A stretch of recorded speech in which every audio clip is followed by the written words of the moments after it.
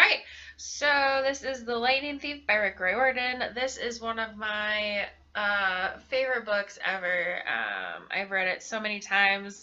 My physical copy, there's lines in the binding of the book. It's torn up a little bit just because I've read it so much. I love it. So I hope you guys enjoyed as much as I do, and we are going to get into it. So, The Lightning Thief by Rick Riordan.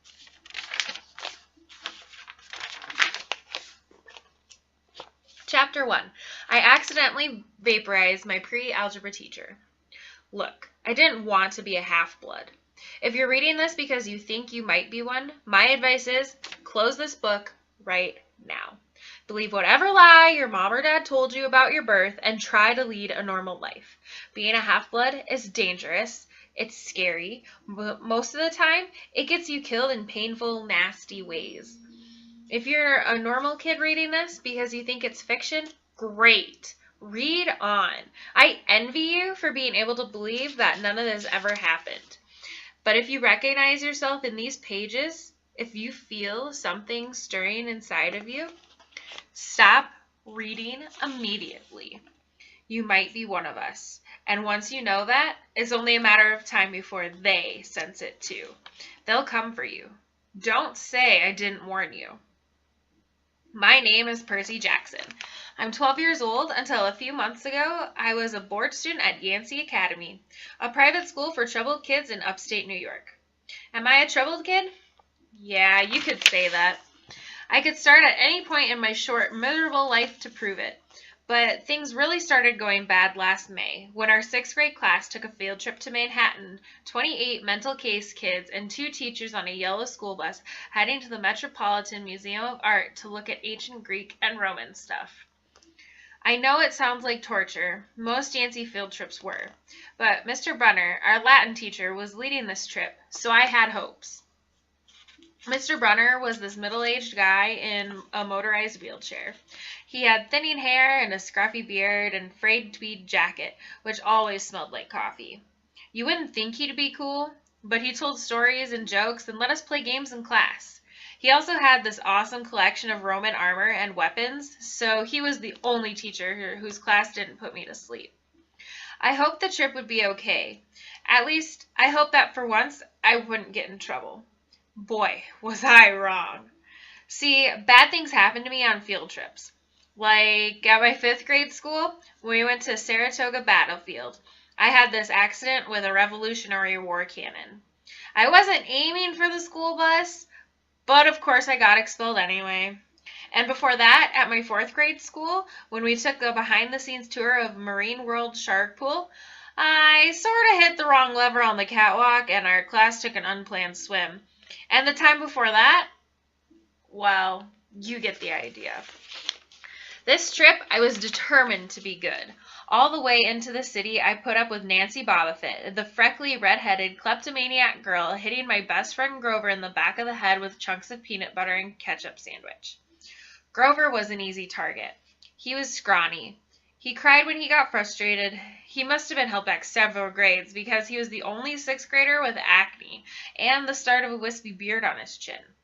On top of all of that, he was crippled.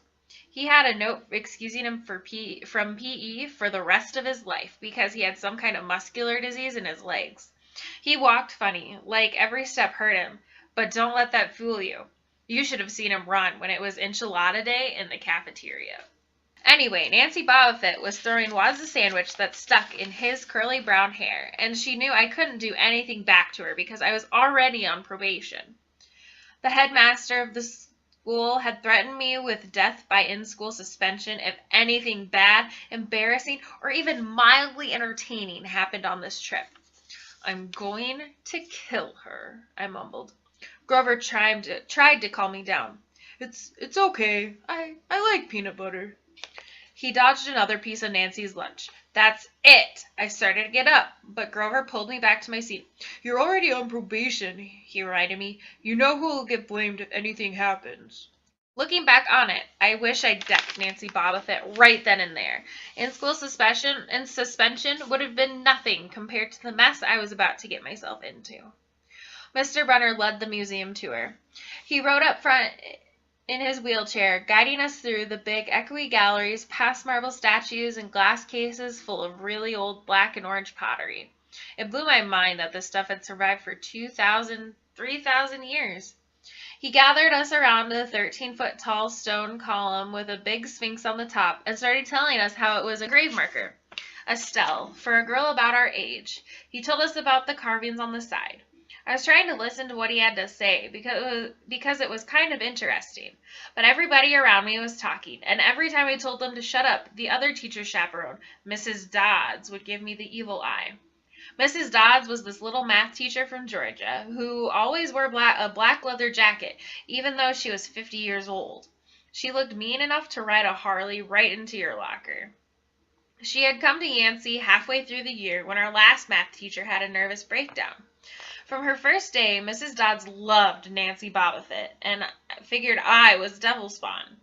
She would point her crooked finger at me and say, "Now, honey," real sweet, and I knew I was going to get after-school detention for a month. One time after she'd made me erase answers out of old math workbooks until midnight. I told Grover I didn't think Mrs. Dodds was human. He looked at me real serious and said, "You're absolutely right." Mr. Brunner kept talking about Greek funeral art. Finally, Nancy Bobofit snickered something about the naked guy on the stele, and I turned around and said, "Will you shut up?" It came out louder than I meant it to. The whole group laughed. Mr. Brunner stopped his story. "Mr. Jackson," he said, "did you have a comment?" My face was totally red. I said, "No, sir." Mr. Brunner pointed to one of the pictures on the stele. "Perhaps you will tell us what this picture represents." I looked at the carving and felt a flush of relief because I actually recognized it. "That's Kronos, eating his kids, right?" "Yes," Mr. Brunner said, obviously not satisfied. "And he did this because—" Well, I racked my brain to remember. Kronos was the king god, and God? Mr. Brunner asked. Titan, I corrected myself. And he didn't trust his kids, who were the gods. So, Kronos ate them, right? But his wife had baby Zeus and gave Kronos a rock to eat instead. And later, when Zeus grew up, he tricked his dad Kronos into barfing up his brothers and sisters. "Ew!" said one of the girls behind me. "And so there was a big fight between the gods and Titans," I continued. The gods won." Some snickers from the group. Behind me, Nancy Bobofit mumbled to a friend, "Like we're going to use this in real life. Like it's going to say on our job applications. Please explain why Kronos ate his kids." "And why, Mr. Jackson," Brenner said, "to paraphrase Miss Bobofit's excellent question, does this matter in real life?" "Busted," Grover muttered. "Shut up," Nancy hissed, her face even brighter red than her hair. At least Nancy got packed, too. Mr. Brunner was the only one who ever caught her saying anything wrong. He had radar ears. I thought about his question and shrugged. "I don't know, sir." "I see." Mr. Brunner looked disappointed. "Well, half credit, Mr. Jackson. Zeus did indeed feed Kronos a mixture of mustard and wine, which made him disgorge his other 5 children, who, of course, being immortal gods, had been living and growing up completely undigested in the Titan's stomach. The gods defeated their father, sliced him to pieces with his own scythe, and scattered the remains in Tartarus, the darkest part of the underworld. On that happy note, it's time for lunch. Mrs. Dodds, would you lead us back outside?"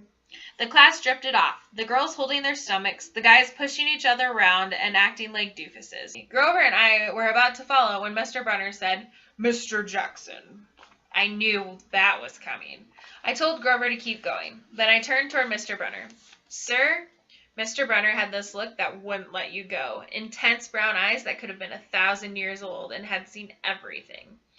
"You must learn the answer to my question," Mr. Brunner told me. "About the Titans?" "About real life, and how your studies apply to it." "Oh." "What you learn from me," he said, "is vitally important. I expect you to treat it as such. I will accept only the best from you, Percy Jackson." I wanted to get angry. This guy pushed me so hard. I mean, sure, it was kind of cool on tournament days when he dressed up in a suit of Roman armor and shouted, "What ho!" and challenged us sword point against chalk and to run to the board and name every Greek and Roman person who had ever lived and their mother and what god they worshipped. But Mr. Brunner expected me to be as good as everybody else, despite the fact that I have dyslexia and attention deficit disorder, and I've never made above a C- in my life. No, he didn't expect me to be as good. He expected me to be better. And I just couldn't learn all those names and facts, much less spell them correctly. I mumbled something about trying harder while Mr. Brunner took one long sad look at the cell like he'd been at this girl's funeral. He told me to go outside and eat my lunch.